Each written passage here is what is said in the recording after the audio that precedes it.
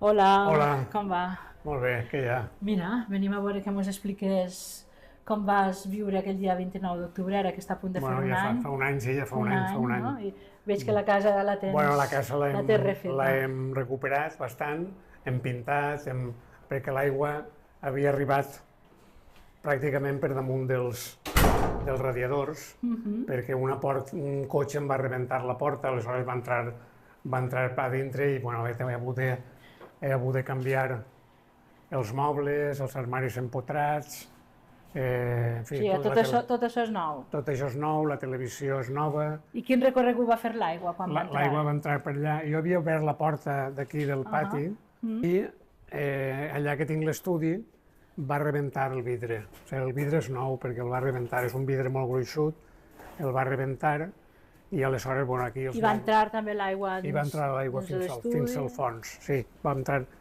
I a banda dels llibres que tenia al mig de casa, doncs aquí bueno, els he anat substituint, però les dues estanteries i les dues d'aquí més o menys, perquè l'aigua va arribar just aquí. O sigui que l'ordinador, així com el portàtil se'l va emportar, perquè el tenia al mateix lloc que el tinc ara, en una taula davant del sofà, això s'ho va emportar. I també va rebentar aquesta porta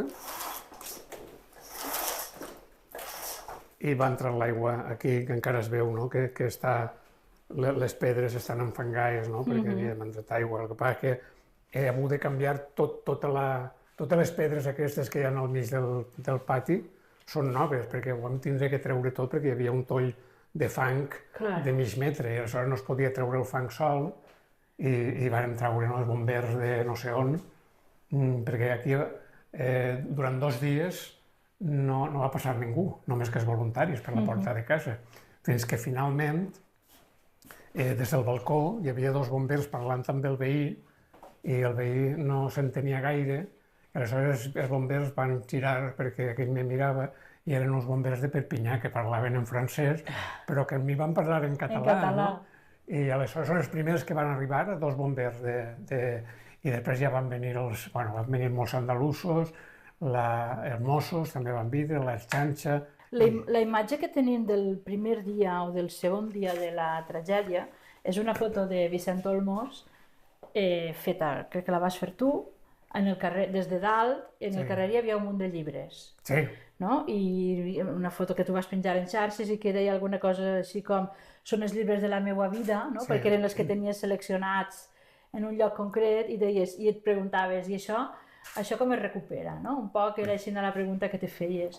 Amb aquest any que ha passat... Bueno, te diré, no es recupera, però se recuperen altres coses. Vull dir, per exemple, he recuperat amics, alguns dels quals feia temps que no veia i que m'han regalat llibres, alguns molt bonics, és a dir, que hi ha hagut gent que ha vingut i m'ha portat llibres, o m'ha enviat per correu des de Barcelona, però paquets de llibres molt bonics que, bueno, he anat omplint a través de la biblioteca, encara que tinc la major part de la biblioteca està dalt i he omplert aquestes estanteries que van arrasar l'aigua amb llibres que tenia dalt.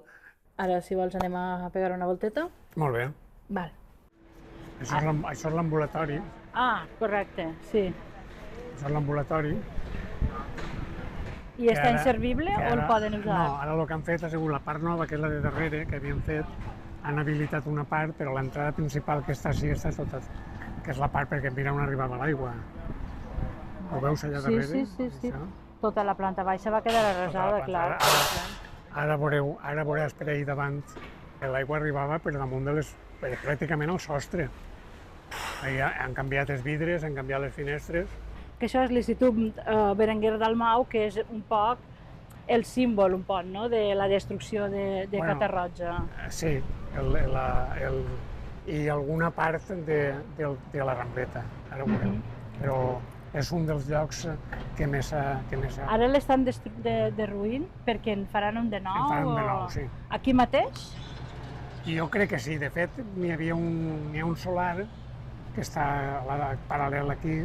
A la Rambleta és aquelles cases que se veuen allà, allò és la Rambleta. Sí. I després a l'altre carrer que va paral·lel hi ha un solar immens que varen utilitzar per deixar els cotxes que s'havien fet malbé, no? Que allà hi havia projectat un altre institut. No sé ara què faran, no sé si faran així o...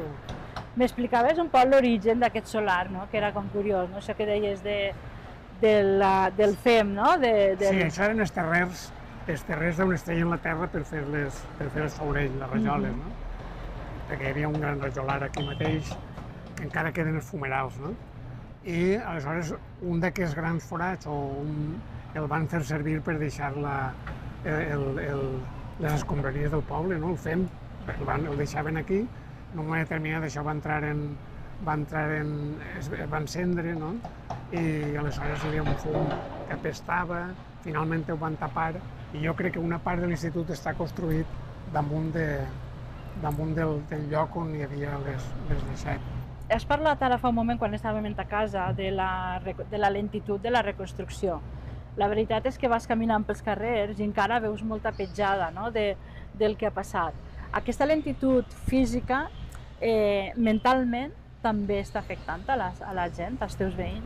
Sí, jo crec que sí. Jo crec que la gent... Jo crec que la tristor que tu veus al poble normalment no és la que es veu quan no ha passat res, no? Jo crec que la gent ha patit, a Catarroja, ara no recordo si són 27 morts, que n'hi ha moltes famílies afectades, negocis tancats, gent que ha perdut la manera de viure, els ingressos de la botiga, de la tenda de roba, etc. Jo crec que n'hi ha... En els camps, una bona part de la marjal de Catarroja no s'ha pogut sembrar enguany, perquè ja, si aneu ja veureu que n'hi ha una part que ha quedat anegada de fang, no? O sigui que jo crec que això repercutirà molt també, si vols dir-hi, salut mental del poble, no? Això és la Florida, encara que la Florida és més la part del Val, però això també, que va créixer molt quan van fer el camí, no?